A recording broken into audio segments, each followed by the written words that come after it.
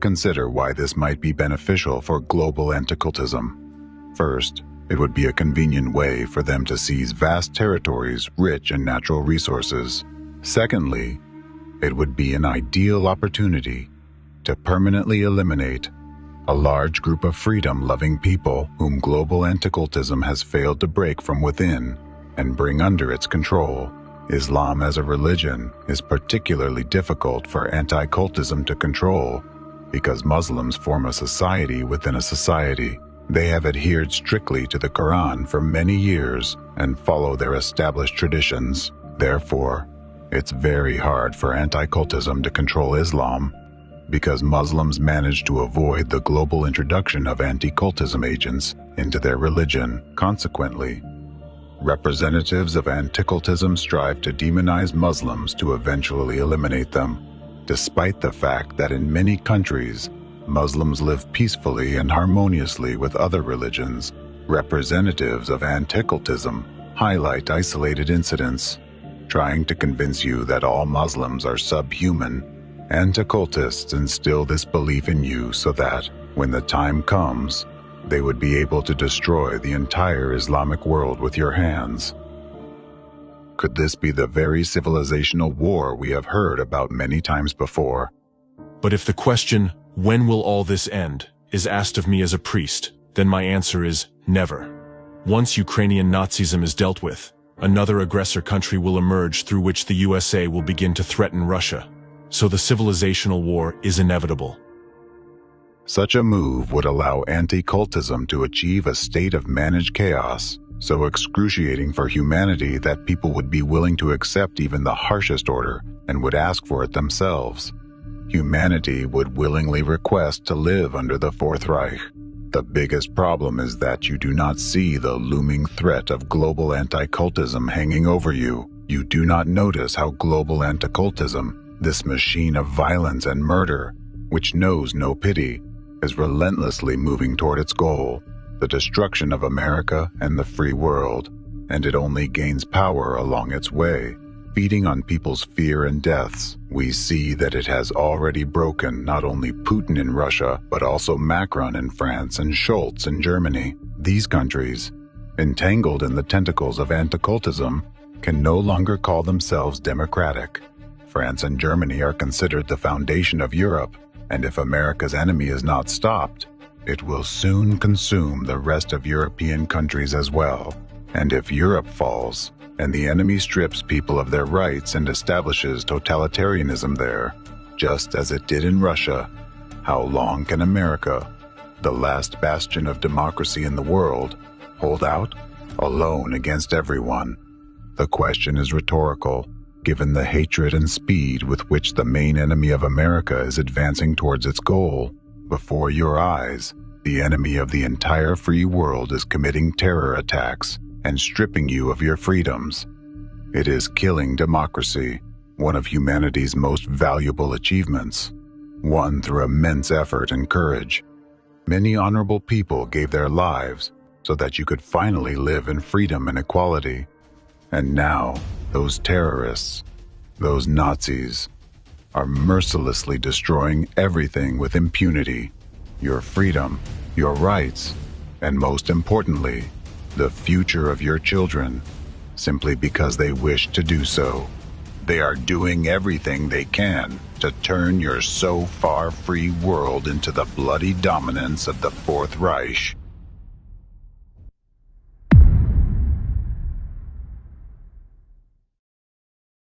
Chapter 6. How Civil War is being fomented in America.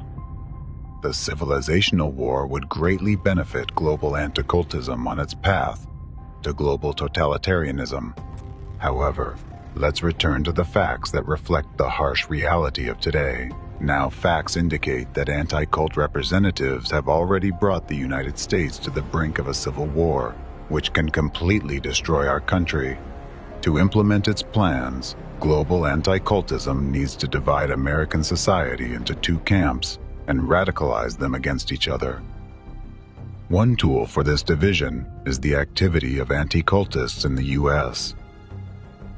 Anti-cultists use Nazi methods to maximize the conflict in American society. I'll give you just one example among many. You already know about Stephen Hessen, the deprogrammer who combats dissent by labeling as cultist people with different ideologies, or whoever is supposed to be stigmatized at the moment. So, Hessen has gone even further by declaring Donald Trump a cult leader and his supporters as cult members. Hessen published a book titled The Cult of Trump, where he claims that every American who supports Donald Trump is a cult member, meaning they are not free in their opinions, not independent individuals, but rather people who need to be subjected to intervention, as Hessen puts it, or in other words, they should be forced to change their beliefs. By actively promoting this book and the whole idea in the media, Hessen uses labeling to dehumanize one part of the population in the eyes of another.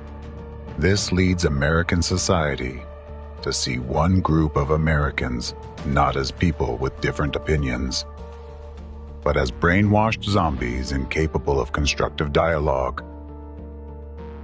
After all, it's much easier to take up arms against a group of people who have lost their human nature, and it's no coincidence that dehumanization was always considered the first tool of Nazi propaganda during the war. Because in order to get people to take up arms against each other, you first need to make them stop seeing each other as fellow humans. Stephen Hessen spreads these destructive narratives with the help of his friend and media ally, Dave Troy. Troy calls himself an investigative journalist, but has never received formal training. Like Hessen, he actively disseminates stigmatizing and dehumanizing ideas about various religious and secular groups. Almost every article Troy writes is an information terrorist attack, and many of his readers actually notice that. Thus, commenting on media materials created by Dave Troy, readers point out that his rhetoric sows moral panic, causes depression, and harms their mental health. Hessen and Troy do not hide their connections. They actively supported the release of a book by anti-cultist Alex Alvarova from the Czech Republic, a country that is one of the centers of anti-cultism in Europe. In her book, Feeding the Demons, the Conquerors of America, Alvarova essentially continues to promote Hassan's and Russian Racier's narrative that tens of millions of American citizens are cult members, urging other Americans to fight them. The destructive activities of anti-cultists have already led to the point when in our democratic United States, where people are guaranteed freedom of speech, Trump supporters are afraid to express their support openly, fearing open aggression. I highlight this not because they represent a particular party or support a specific politician, but because they are Americans, residents of a free country, who have a guaranteed freedom of speech and expression by the Constitution. It's important to remember that anti-cultism does not support any political party, force, or country. Anti-cultism hates the U.S. and is only interested in exacerbating conflicts within American society to the point of its destruction in a civil war. To achieve this, it infiltrates both opposing parties, fueling hostility. Therefore, in the opposing political camp, anti-cultism also infects citizens with Nazi narratives. It is precisely anti-cultists who heavily propagate in the media this narrative that all Democratic Party supporters are supposedly against Christianity, that they are anti-Christians, that President Biden betrayed Christianity and is destroying it. Thus, it is instilled in people that Christianity is threatened and persecuted because of the actions of this part of Americans. Consequently, according to this logic, citizens are urged to make every effort to protect Christianity from those who may destroy it, in their opinion. And again, we see the Nazi method of labeling specific groups, which is imposed by anti-cultists. Thus, the anti-cult movement exploits the existing division into two political camps in American society, stirring even greater hatred between them. All of this has led to an unprecedentedly high likelihood of a civil war. Once I already warned you that long-term consequences of party divisions can be dangerous for the nation's welfare. Back then, I said, however, political parties may now and then answer popular ends. They are likely, in the course of time and things, to become potent engines by which cunning, ambitious, and unprincipled men will be enabled to subvert the power of the people and to usurp for themselves the reins of government, destroying afterwards the very engines which have lifted them to unjust dominion. Everything I warned you about is already happening in our United States of America today. In order to achieve its goals, global anti-cultism divides you Americans, creating conditions for a new civil war in the USA. As much as American society is divided nowadays, it was only divided before the war between the North and the South, and you yourselves can see and feel that.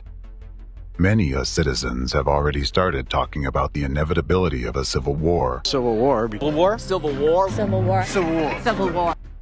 And such narratives are increasingly heard from the media. This situation is a direct outcome of the actions of numerous branches of global anti-cultism and their agents, infiltrating the social and political spheres of America's life. In this war, information terrorist attacks and real acts of terrorism they provoke remain the customary tool of the hidden enemy of democracy and the entire free world. Today, I'll give you several examples of specific phenomena, events and their consequences that were orchestrated by representatives of global anti-cultism and their loyal anti-cultist dogs in order to create and intensify a split in American society, to prepare a ground for a future civil war, and to place all the pieces they need on the chessboard. Only if you realize how you've been manipulated all this time will you be able to get out of this game and gain an opportunity to take a free step, a step that will really help put an end to the entire chaos, evil, and destruction that representatives of anti-cultism sow around themselves. Then you will finally be able to find ways to achieve reconciliation and unity. Mass shootings in schools. It is time to expose yet another brutal and cynical atrocity committed by the international network of terrorist anti-cult groups and their ideological mentors. It is difficult to imagine that these very criminals turned out to be the architects of one of the most terrifying phenomena in modern society.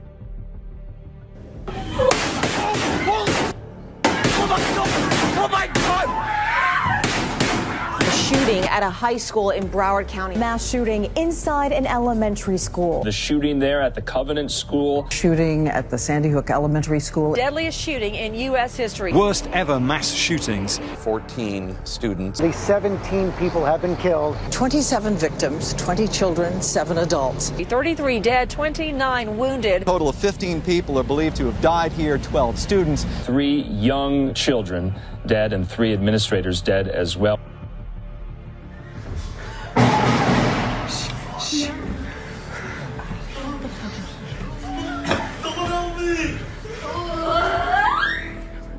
The phenomenon I am referring to is mass shootings in educational institutions.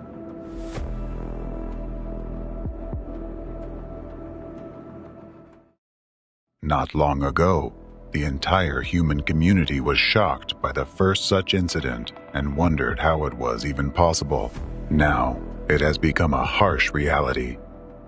These incidents leave an indelible mark on people's memories.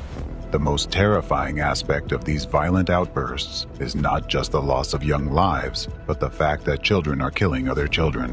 What has happened to society to give rise to such a phenomenon? What has changed, and what is the root cause of this tragic reality?